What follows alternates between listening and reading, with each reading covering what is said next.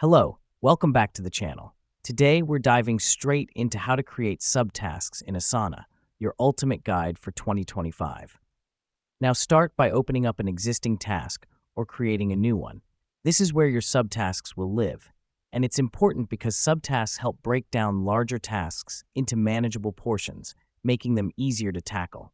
Next up, once inside the task, look for the subtasks section. If you're having trouble locating it, don't worry, it's usually towards the bottom of the task details pane. This is where you'll see any existing subtasks or add new ones.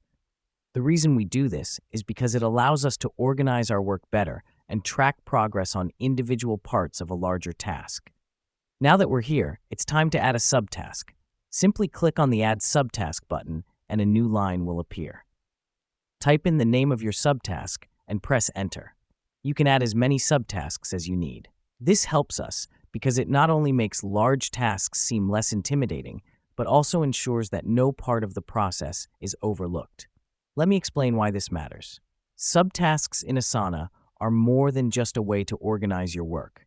They're a powerful tool that can help you stay on track, meet deadlines, and deliver high-quality results. Once you've created your subtasks, don't forget to assign them.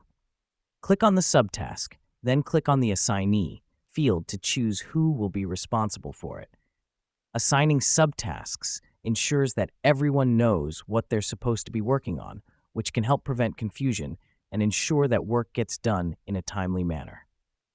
And there you have it. You've just created subtasks in Asana. Remember, Asana is all about helping you manage your work more efficiently, and subtasks are a big part of that. So don't shy away from using them to their full potential. Thanks for tuning in today, and stay organized, my friends. Until next time.